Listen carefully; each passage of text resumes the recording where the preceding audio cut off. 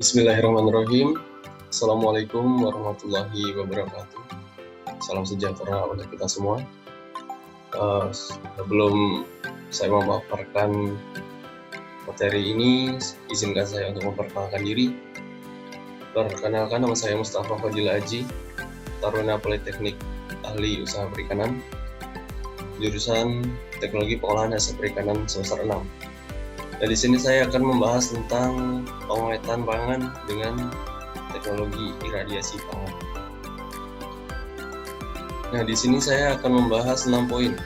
Yang pertama adalah pengertian iradiasi, kemudian yang kedua adalah sumber iradiasi, yang ketiga adalah prinsip iradiasi, yang keempat tujuan iradiasi, yang kelima kelebihan dan kekurangan iradiasi, dan yang terakhir adalah label pangan iradiasi. Langsung saja kita menuju pembahasan yang pertama, yaitu pengertian iradiasi.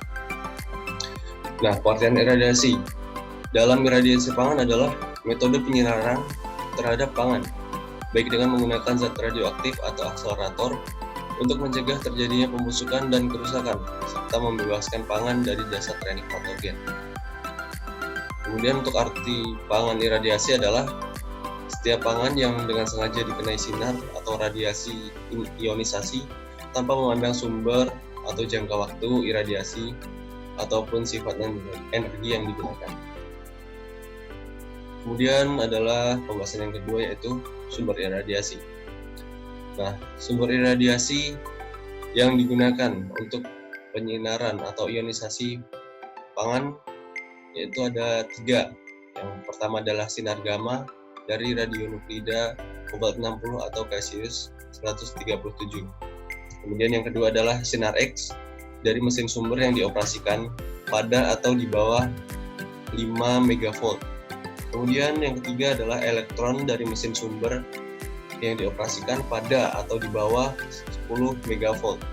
Nah, ini adalah 3 sumber iradiasi yang umum digunakan pada iradiasi pangan di dunia. Kemudian yang ketiga adalah prinsip iradiasi.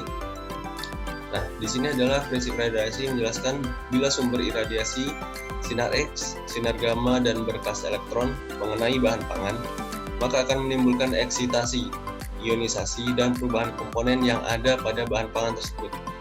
Nah, berikut adalah ilustrasi gambarnya.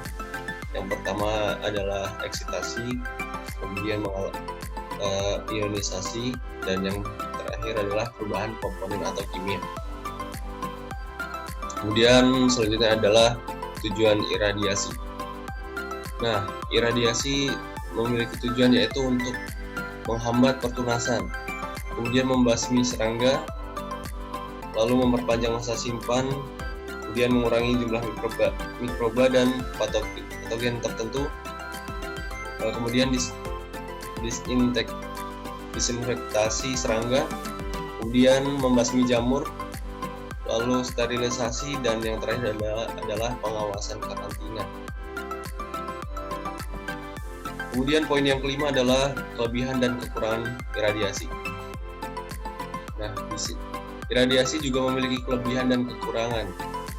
Nah, kelebihannya antara lain adalah yang pertama, iradiasi tidak menggunakan suhu panas sehingga pangan yang diiradiasi mutu dan gizinya tidak menurun, tidak berubah atau sangat sedikit. Kemudian yang kedua adalah dapat dilakukan pada produk kemasan dan makanan beku. Jadi makanan yang sudah dikemas maupun dalam keadaan beku dapat dilakukan iradiasi karena sinar iradiasi memiliki tekanan yang tinggi namun tidak menggunakan suhu tinggi. Kemudian yang ketiga adalah hanya membutuhkan energi yang sedikit. Kemudian yang keempat, perubahan pada aspek nutrisi lebih baik dibanding dengan metode pengawetan yang lainnya. Kemudian kekurangan dalam iradiasi adalah makanan akan berbahaya bagi kesehatan jika bakteri penghasil racun dimusnahkan setelah bakteri tersebut mengkontaminasi makanan. Jadi jika bakteri telah mengkontaminasi makanan kemudian diiradiasi, itu akan berbahaya bagi konsumen. Kemudian yang kedua adalah kemungkinan menjadi perkembangan resistensi atau pertahanan untuk mikroorganisme terhadap radiasi. Itu sehingga bila makanan tersebut diradiasi ulang, maka bisa jadi mikroorganisme tersebut dapat lebih kuat, yaitu bertahan dari sinar radiasi. Kemudian yang terakhir adalah label pangan iradiasi. Nah, label pangan iradiasi ini juga diatur dalam undang-undang.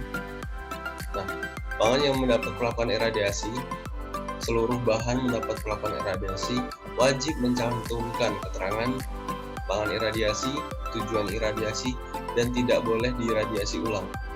Nah, di sini ada 3 contoh gambar pelabelan iradiasi. Pada semur daging iradiasi, kemudian logo iradiasi itu sendiri. Bila pangan diradiasi keseluruhan, diberi tanda pangan iradiasi atau red. Nah, contohnya seperti ini. Sekian pemaparan dari saya. Kurang lebihnya saya mohon maaf. Wassalamualaikum warahmatullahi wabarakatuh. Terima kasih.